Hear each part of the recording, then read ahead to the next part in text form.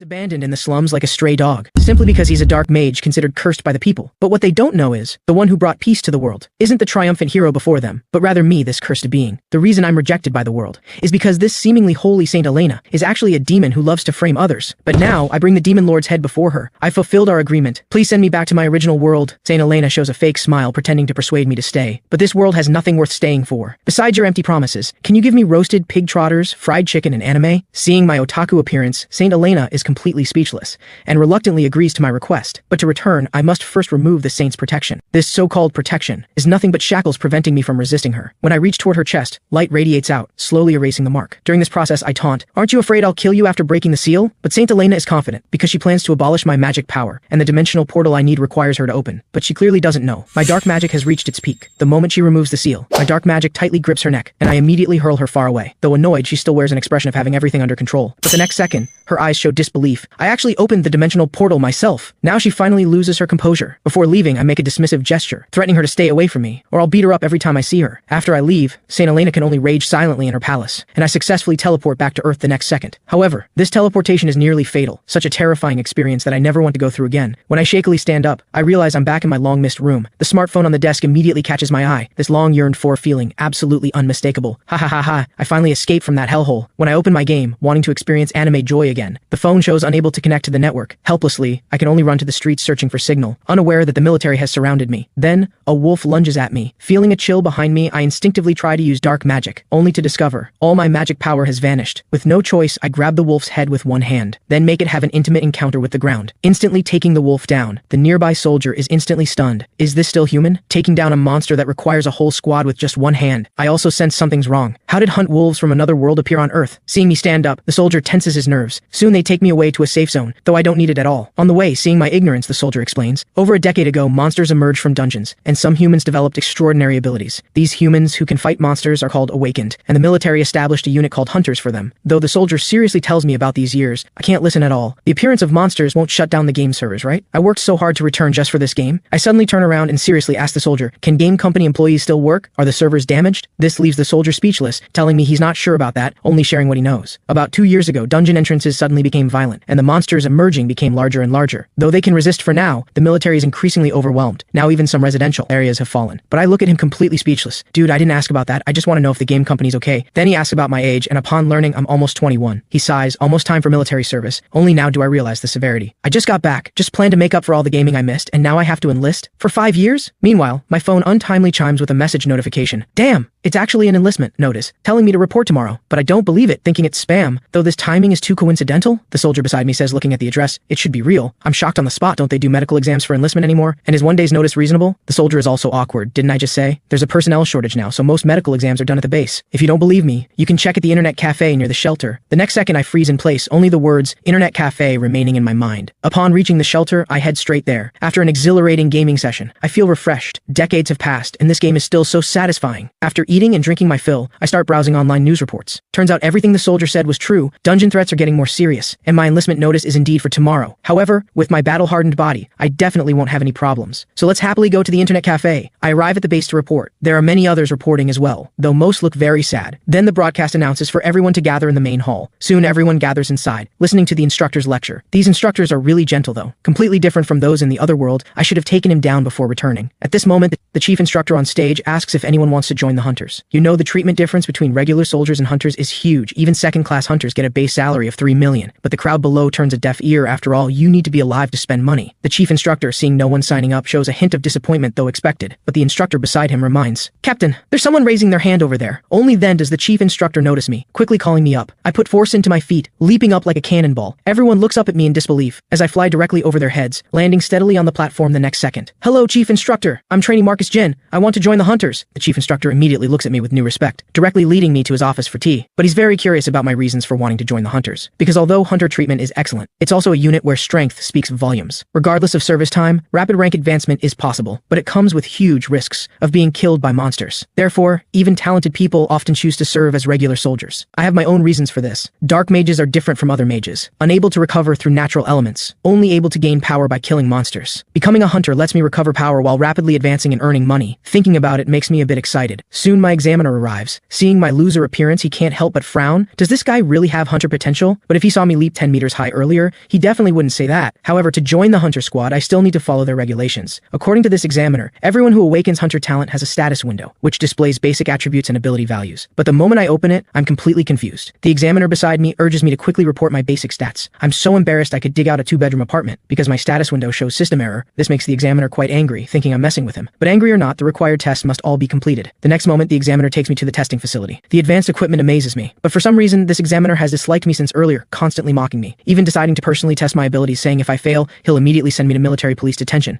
Then he points to a huge red crystal behind him. If I can move this red crystal even slightly, I pass the test. This is a special mineral from dungeons, not only huge in size, but also incredibly dense and heavy, making it extremely difficult to move even slightly. What the examiner doesn't expect is that these crystals are actually everywhere in the other world. For crystals of this size, moving them requires no effort at all. But a thought flashes through my mind. This stone is from another world. What if it contains dungeon dark energy? Wouldn't that be absolutely amazing? Then, under the instructor's puzzled gaze, I raise my fist, and the next second my fist strikes the crystal hard. Cracks begin spreading across the entire crystal, then it directly shatters into pieces. Everyone present shows expressions of disbelief, looking at the remaining base. The examiner calls me crazy, but it seems the military has truly gotten a monster this time. The strongest dark mage who just returned from another world happily runs up 6,000 steps every day without getting tired. Meanwhile, his fellow recruits are exhausted like dead dogs every day, knowing full well that hunter training is extremely tough, with a demon instructor timing you with a stopwatch every day. But while everyone else climbs the stairs gasping for breath, I treat this place like paradise. The training here is not only much easier than the other world, but even the 3 meals a day are free buffets. Most importantly, after training is complete, there's actually free time, so I can blissfully enjoy gaming before bed. Originally, I planned to replenish some dark energy and leave, but now it seems this is my ideal paradise? Under everyone's incredulous gazes, I quickly reach the mountaintop. The demon instructor is even more shocked to see me. Never has anyone reached the summit so quickly while carrying weight. In the instructor's eyes, I've become a complete monster. The journey that normally takes an hour is actually completed in just 21 minutes. Then the instructor brings out the reward we agreed on earlier. Completing it within 30 minutes earns 1 outing permission. Joining the hunter squad was definitely the right idea. However, my comrades are all exhausted and collapsed. But even so, they only gained 1 point of stamina, yet they're as excited as winning 5 million. You know, in the other world, I could easily gain 10 ability points. But the days pass one by one, and I experience camaraderie here that I never had in the other world. In the other world, though I silently protected them for 100 years, not one person wasn't afraid of me. But just then, someone says,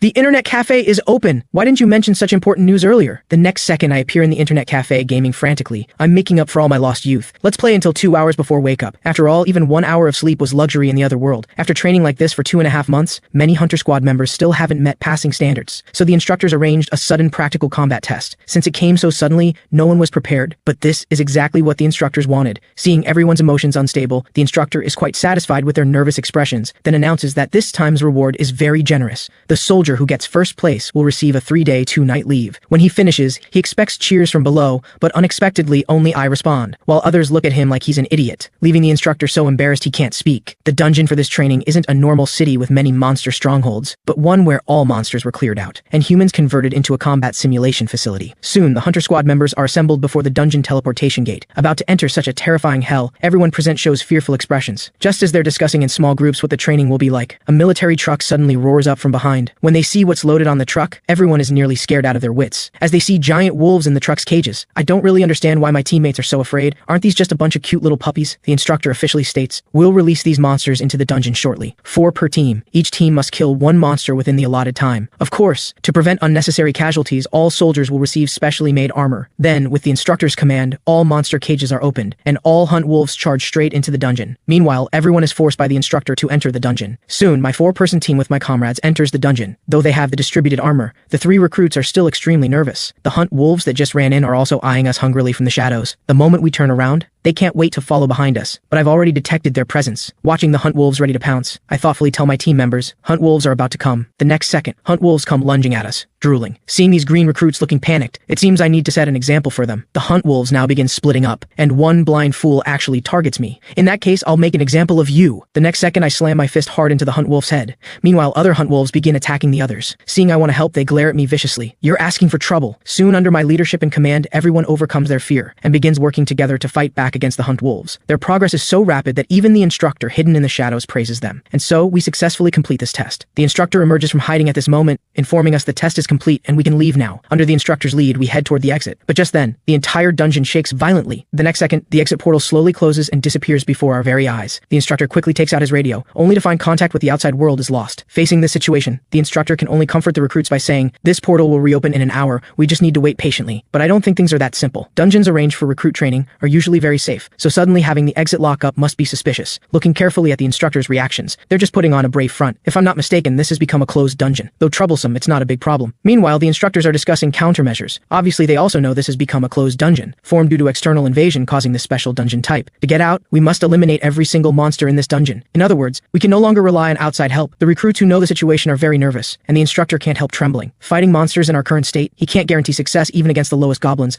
let alone when we don't know what monsters might appear. But we can't just sit and wait for death, we need to take action. The instructor considers the safest method currently, having the heavily armored recruits lead the way as meat shields to draw fire, while they look for openings to eliminate monsters. But should he really do this? After spending so much time together day and night, his self-respect tells him he absolutely cannot do this, or he'll regret it for life. The Hunter Corps' creed is never betray. At this moment, Marcus Jin stops. The instructor walking at the front suddenly lets out an agonized scream, foaming at the mouth as he collapses. Another instructor from behind rushes over. Before Marcus Jin can stop him, the instructor also succumbs and collapses. Both clutch their necks, expressions extremely painful, and soon both pass out completely. Then Marcus Jin walks over from the back and warns everyone, "Step back, don't go forward another step, or you'll end up like them." Coming to the instructor's side, he finds they've only fainted, nothing too serious. Then he tosses the two instructors to his teammates, instructing, "Don't follow me, wait for me at the exit." After saying this, he quickly runs inside. His teammates are still worried about Marcus Jin's safety, but they don't know Marcus Jin is extremely happy right now. What caused the instructors to faint was dark energy. Who would have thought I'd encounter it again on Earth? In the other world, people would receive special priestly blessings before hunting monsters to block dark energy. Though this stuff is deadly to ordinary people, for Marcus Jin, who cultivates dark energy, it's pure nourishment, no different from a phone charger. Marcus Jin gets closer and closer to the dark energy source, but inside it's eerily quiet. For this veteran monster hunter, he easily sees through its scheme. Marcus Jin looks up and sees a dark hound clinging to the cliff face, emanating thick dark energy. Though this creature has the same name as ordinary hounds, the difference is huge. They're not even in the same league. Marcus Jin recalls when he first arrived in the other world, encountering a dark hound for the first time, thinking he could handle it easily like ordinary hounds, only to nearly get himself killed. But meeting one again brings back memories. The dark hound extends its claws and lunges at Marcus Jin. Marcus Jin pulls back his arm to build power, swings a punch, and the dark hound gets taken down. Next comes Marcus Jin's time to absorb dark energy. He's grateful it's him trapped here, because just the dark energy emanating from the monster would prevent hunters from getting close. Not to mention the monster's blood is poisonous. Ordinary people would die from skin rot just touching it. Of course, this little bit of poison has no effect on a dark mage. He ponders, how did dark hounds that only exist in the other world appear on Earth? Though he'd considered this before, the instructor's reaction didn't seem like someone who'd encounter them regularly. Moreover, the monster education received at training camp never mentioned dark energy. Could I have brought them during dimensional travel? Or was it that old witch Saint Elena? But none of this matters. My teammate's safety is key. To reassure his teammates, Marcus Jin starts searching for the dark hound's corpse. Otherwise, it would be hard to explain what happened here to superiors. The instructors finally wake up, hurriedly asking if the recruits are injured. Danny says there's a bad situation. Marcus Jin went alone into the dungeon depths. Then he tells the instructor what just happened. Just as the instructor blames himself for not protecting his team member, Marcus Jin suddenly returns carrying the dark hound. Both instructors are shocked. What is that? That can't be a hound, right? Marcus Jin drops the dark hound on the ground, telling the instructor to look more carefully. After careful examination, the instructor confirms this is what made him pass out. Then everyone in the squad starts chattering. Marcus Jin caught that big guy by himself? He's amazing. Looking at its size, it must be a heavyweight monster, right? Suddenly, Marcus Jin notices. The dungeon exit is opened. The instructor pats Marcus Jin and asks, "Did you really catch that hound by yourself?" Marcus Jin nods.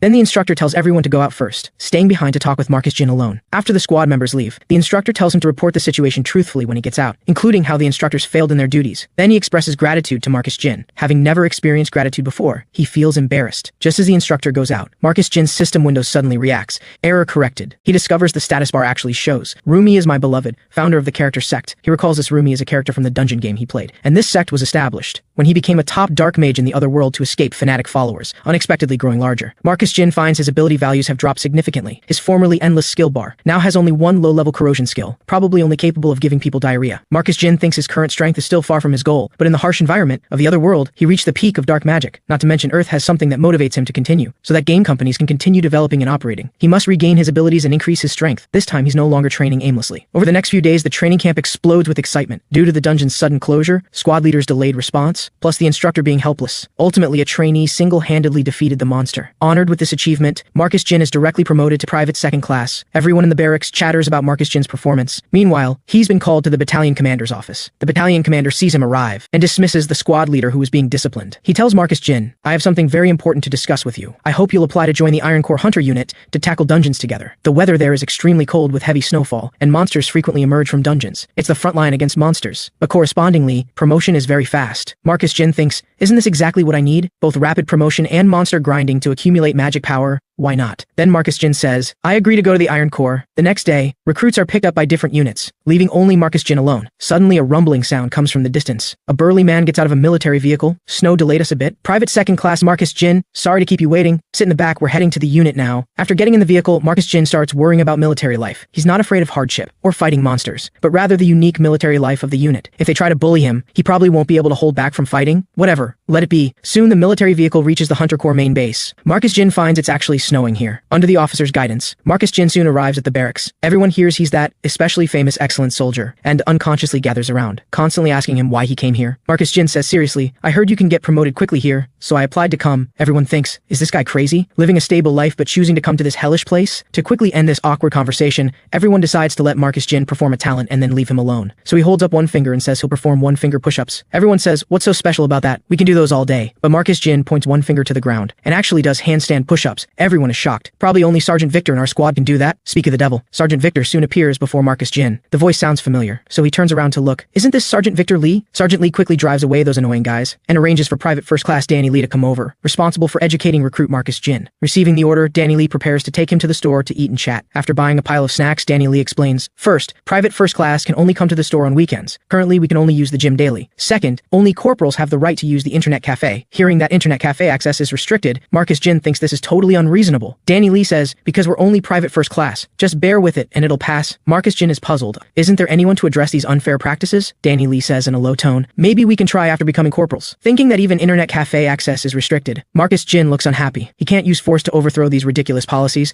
so rapid promotion seems the only way. Then Danny Lee says somewhat embarrassedly, I've lost promotion opportunities for 3 straight years, am I useless? Seeing him dejected, Marcus Jin comforts him. You'll definitely make it next time. Suddenly a corporal comes over to chat and rudely takes food and starts eating. Marcus Jin can tell this guy is a repeat offender, definitely bullies Danny Lee regularly. Then Corporal Kevin Kim warns Marcus Jin, if you waste everyone's time in tomorrow's shooting training, you're dead. Danny Lee beside him explains, I'll tell him about the shooting training details later. Kevin Kim warns him not to meddle, or he won't be nice. Seeing him being too bullying, Marcus Jin secretly releases his corrosion skill. Suddenly Kevin Kim's body trembles. He grabs snacks from the table and quickly checks expiration dates. His expression becomes serious, with cold sweat streaming, and he turns toward the bathroom. Marcus Jin secretly smiles. Level 1 corrosion skill would finally be useful. After the annoying guy leaves, Danny Lee says tomorrow's shooting training uses modified guns, more powerful than what you used in boot camp, like comparing a gentle pony to an untamed wild horse. Its recoil sounds like cannon fire. After all, monsters frequently appear here, so firepower becomes especially important. Not adapting at first is normal, take it slow, no rush, practice with peace of mind. Marcus Jin recalls using a type of gun in the other world, but its power was more like an elephant. He's already starting to anticipate tomorrow's shooting training. The next day at the shooting range, Marcus Jin fires a barrage at the targets. The commander is surprised to find this guy actually hit 19 shots with only 1 miss. This precision shocks everyone present, considering the team's highest record was only 14 hits. Then the instructor comes over to notify Marcus Jin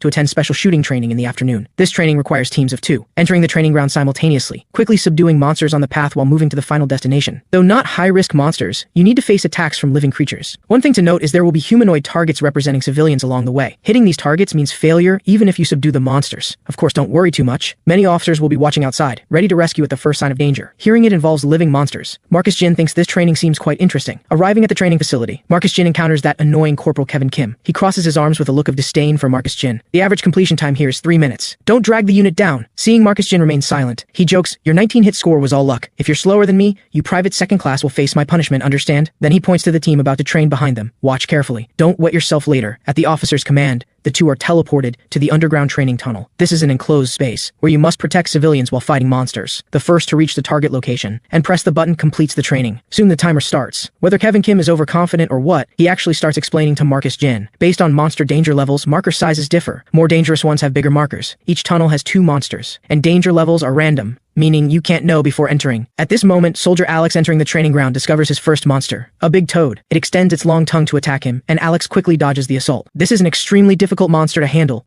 Meanwhile, Tank encounters a mutant rat on his side and takes it down with ease. Just as he's feeling proud of himself, the second gate opens, revealing the most difficult enemy of all, a desert worm. On Alex's side, he faces another giant toad in the second round. Just when he thinks he'll be the last to finish, he discovers that no one has reached the finish line yet. Alex becomes the first to reach the finish line and presses the button. At this moment, Tank's door opens too. It seems he spent quite some time dealing with the desert worm. Tank says angrily, this is just a crappy luck-based game. Later, when checking the humanoid targets, Tank had hit one, which disqualifies him. Kevin Kim watches the 2 emerge and says, looks like those 2 made a bet on who could clear faster. When Marcus Jin hears about betting, he approaches Kevin Kim and says, "Let's make a bet too, see who can clear faster." Kevin Kim can't believe his ears. "You actually dare to bet against me?" Marcus Jin says seriously. "You heard right. The loser has to grant the winner one wish. How about it? You really think you're something special? Fine, let's bet. Since you want to play so badly, I'll indulge you. If you lose, give me 3 months of your salary. How's that?" Marcus Jin agrees readily. Soon it's their group's turn. Under the officer's command, both men are teleported down simultaneously. Marcus Jin is in a terrible mood right now. Being ignored by Private First Class Kevin Kim is something he cannot tolerate. Next, under everyone's watchful eyes,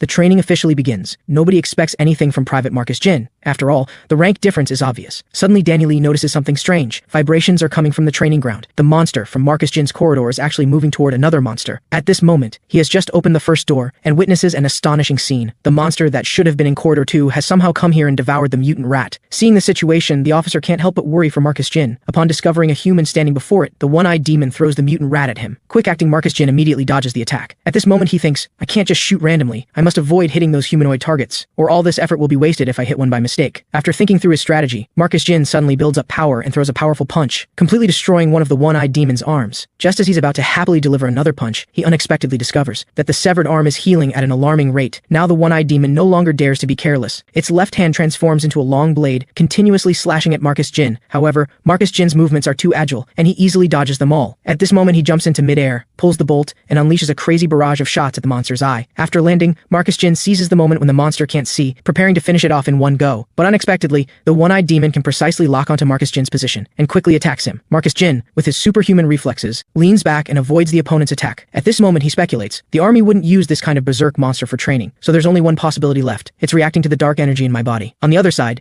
the instructor realizes something's wrong, grabs his weapons and enters the training ground. He's very worried about Marcus Jin's safety after all. Once a one-eyed demon had absorbed energy, it was no longer something a mere private could handle. When he arrives at the scene, the instructor is shocked to find that the one-eyed demon has been defeated. Meanwhile, Private First Class Kevin Kim, who bet with Marcus Jin on who would finish training first, is now excitedly running toward the finish line. He estimates he can complete the training in 2 minutes and 30 seconds. Thinking, "Newbie, just hand over those 3 months of salary." Just as he's thinking about how to spend it, he discovers Marcus Jin is already standing next to the finish button. Seeing Kevin Kim approaching, Marcus Jin first glances at him, then presses the button with a mischievous smile. This really ticks off Kevin Kim. After coming out, everyone praises the new recruit Marcus Jin. Completing the training in under 3 minutes is truly amazing. Danny Lee also rushes over immediately to check on Marcus Jin's condition. "Look, I'm fine, don't worry." "Then how did you defeat the one-eyed demon?" Marcus Jin says with a smile. "I just used the method you taught me." Kevin Kim, listening nearby, gets angrier and angrier. At this moment, a soldier says, "Didn't this group also make a bet? Since the newbie won, shouldn't the bet be honored?" Kevin Kim slaps him on the forehead, declaring this match invalid. "You all saw it. The special training shooting requires subduing 2 monsters, but the newbie only faced 1. This is obviously unfair. If I only had to deal with 1,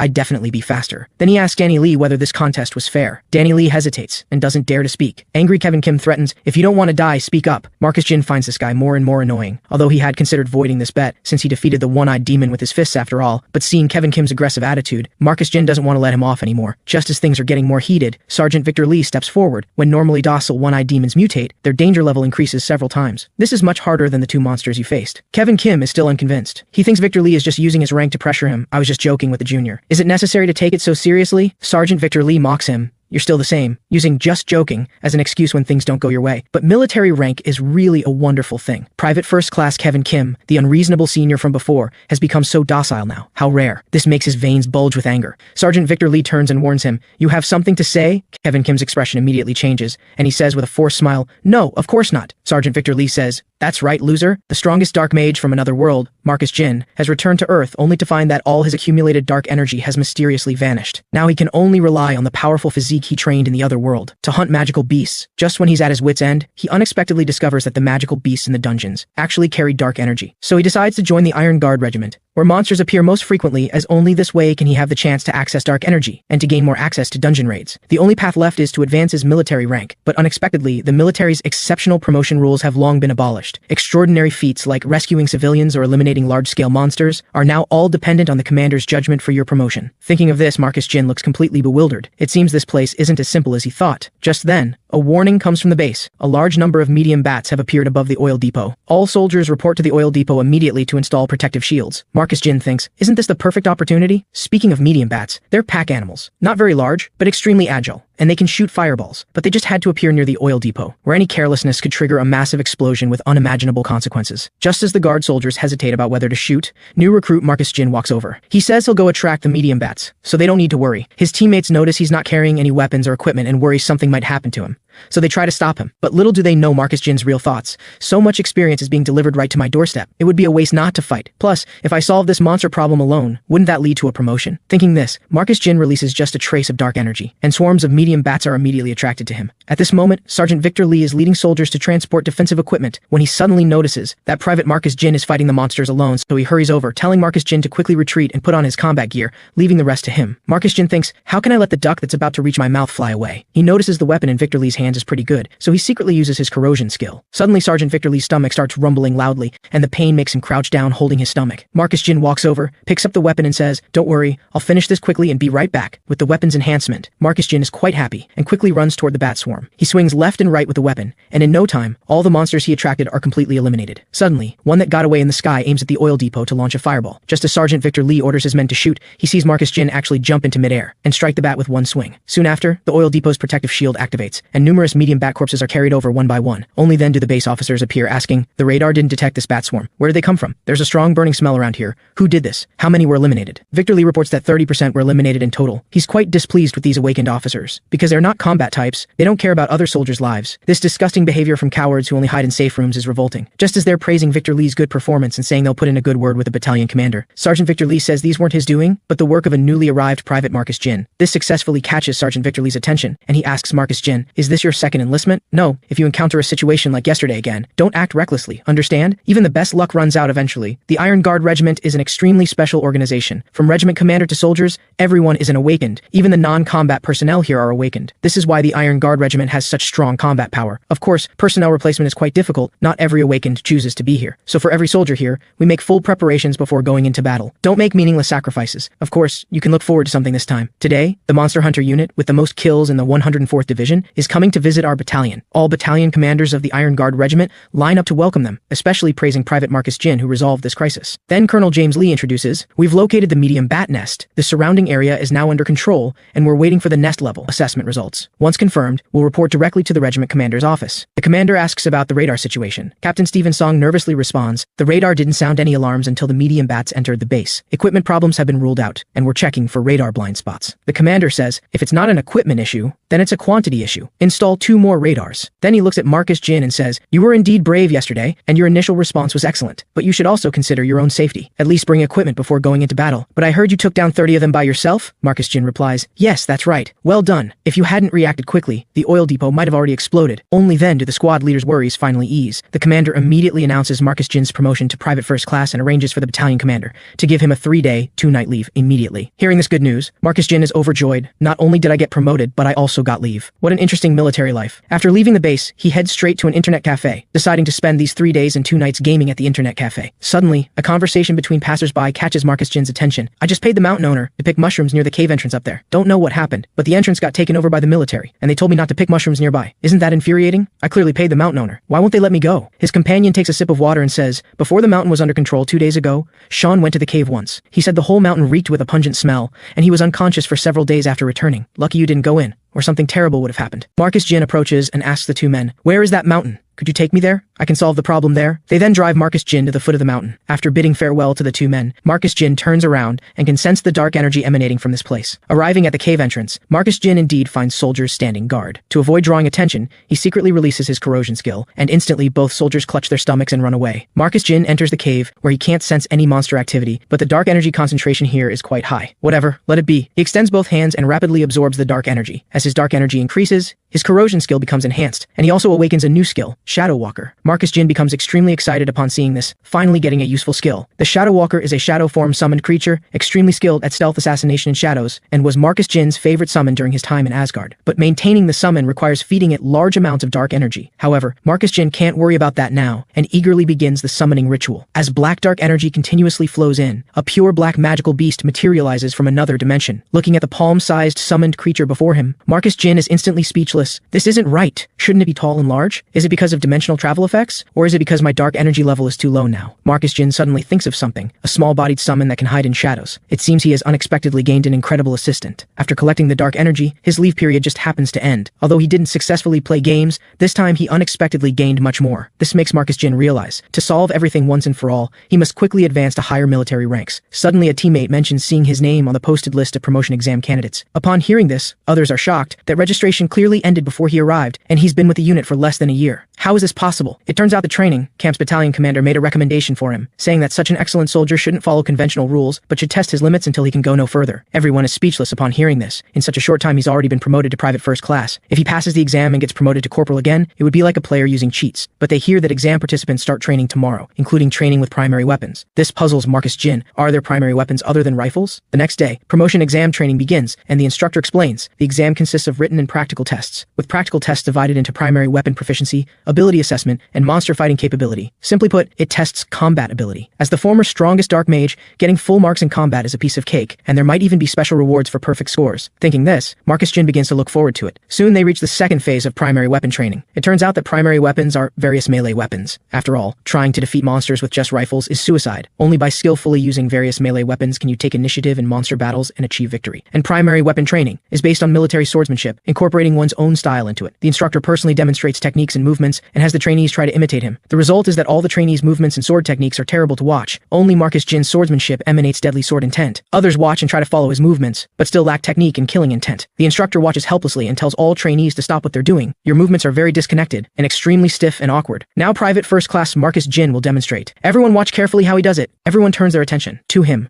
Marcus Jin looks bewildered. Why is it always me? He can only helplessly walk to the demonstration platform and perform sword movements in his own way. Other trainees watch with cold sweat. Is this fierce killing intent really what a new recruit should have? After the demonstration, Marcus Jin collapses weakly on the ground. Suddenly the instructor comes up behind him, fumbles around in his pocket, gives him a high-grade compressed biscuit, then turns and leaves. Is this supposed to be payment for that performance? After training ends, following a brief rest, the day of the promotion exam quickly arrives. The broadcast announces, all enlisted personnel taking the promotion exam, report to the training ground immediately. Finally, this day has arrived. Marcus Jin is getting excited. Here I come, corporal rank. Those who pass the exam will be directly promoted to corporal, but very few people have passed the exam over the years, so most candidates present have taken the exam multiple times. But this time, 2 people are taking the exam through special exceptions, namely, Private First Class Marcus Jin from the 104th Division's 2nd Battalion and Private Grace Park from the 104th Division's 4th Battalion. Both have served for less than a year. Marcus Jin is quite surprised upon learning this. There's actually someone else who's a special exception like me. Other candidates discuss this even more. Are they really that strong, taking this level of exam in less than a year? And one of them is already a Private First Class. Everyone can't help but look toward the 2 of them. After Marcus Jin and Grace Park exchange glances, they both become shy. The examiner then announces, Subject 1 will consist of 3 tests: strength,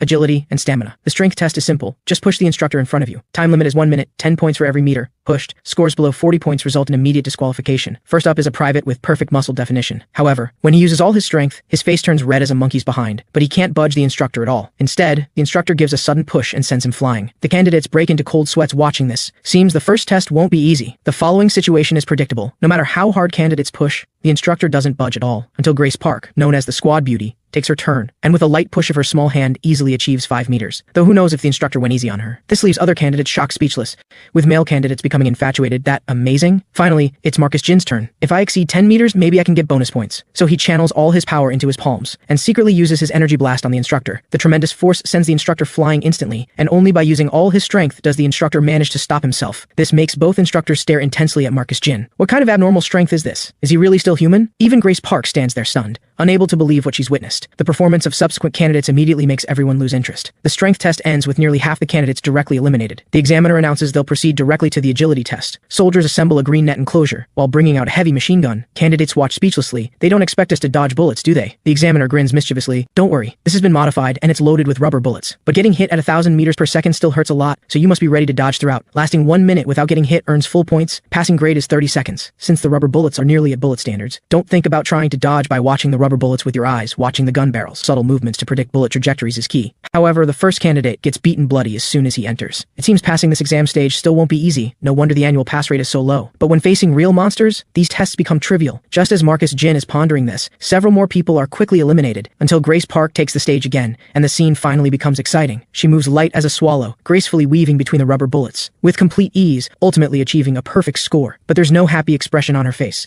Instead, she stares intensely at Marcus Jin as she passes him. him, as if issuing a challenge. This feeling really annoys Marcus Jin. Does she want me to praise her for getting a perfect score? In that case, let me show you what a real power gap looks like. Marcus Jin simply tilts his head and easily dodges the rubber bullet. Even more outrageous, he puts his hands in his pockets, and the rubber bullets seem to automatically avoid him, all passing by his shoulders. He even begins casually approaching the machine gun, and deliberately dances leisurely in front of Grace Park, yet still no rubber bullets can hit him. Even the examiner looks completely bewildered. What kind of monster is this? Seeing that the time has far exceeded 1 minute, the examiner quickly calls for a halt and announces Marcus Jin passed the agility test with full points. Other candidates clearly feel the dimensional gap, their minds seemingly stopping all thought. Next comes the final stamina test, and the test site is actually in a dungeon. This test's content is still quite simple. A timed 40-minute round-trip run in the dungeon, reach the turning point, within the time limit. Have the waiting examiner stamp your hand, and successfully return to the starting point to pass the exam. The only problem is that candidates don't know how far the turning point is. A man sneaks to the forbidden area in the middle of the night, and with no one around, releases eerie black dark energy from his hands, while chanting obscure and incomprehensible strange incantations. The dark energy gradually converges with the chanting, and finally an eerie beast is summoned. This should have been a tall and large Shadow Walker summon, extremely skilled at taking enemy heads in the shadows. But after Marcus Jin returned from Asgard, his dark energy greatly decreased, causing his summoned creature's power to be greatly reduced. He discovered this problem when he first awakened his summoning skill. The only solution is to restore his own dark energy. So for the mini Shadow Walker summon, Marcus Jin already has a new plan. But the new plan can only be implemented after the promotion exam ends. So after the exam ends and he returns to base, he immediately quietly begins his plan. Using the opportunity of passing the promotion exam with full marks,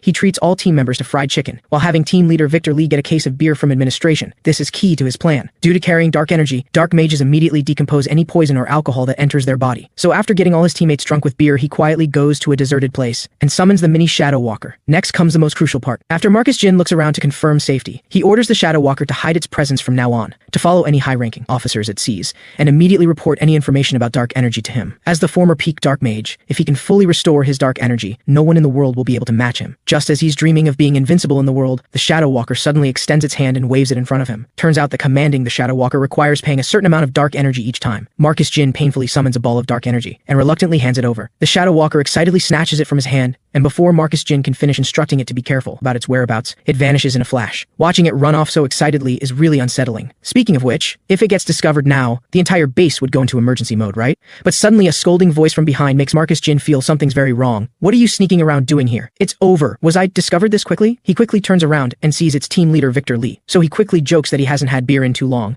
and came out for some fresh air. Victor Lee doesn't seem to notice anything unusual. Congratulations on your promotion to corporal, but don't get complacent. You still need to maintain your current standards. After saying this, he turns and leaves. For some reason, Victor Lee pays special attention to Marcus Jin. But in Marcus Jin's view, this guy looks like a true military role model no matter how you look at it. Early the next morning, the 2nd Squad's promotion exam results are reported to the 4th Battalion Commander. The battalion commander doesn't know what to make of these results. When I heard only one person passed, I was thinking of giving these guys a lesson, but I didn't expect someone to get a perfect score. Yes, Commander. The deputy commander agrees, and this recruit named Marcus Jin, in the monster responsibility test, also set a 4-second record. In the last bat attack on the oil depot incident, Marcus Jin was also the first to take action. These words immediately make the battalion commander think of something. A new recruit promoted to corporal in less than a month, and most importantly, the promotion process is so unusual. At this rate, his rise to fame is just a matter of time, and then those people will definitely start paying attention to Marcus Jin. The deputy commander is shocked to hear this, because he knows very well what kind of existence the commander means by those people. Among the enlisted, there are many special personnel with monster-like abilities. Each one possesses extraordinary skills, and has created many incredible legends in the regiment. These people are collectively called elite monster units. In that case, a new monster is about to be born in the regiment. Meanwhile, Marcus Jin somehow finds himself surrounded by monsters, with lizard men, tree monsters, and goblins all around him. But he's not panicked at all. Instead, his face is full of anticipation. Has he already begun executing his secret mission?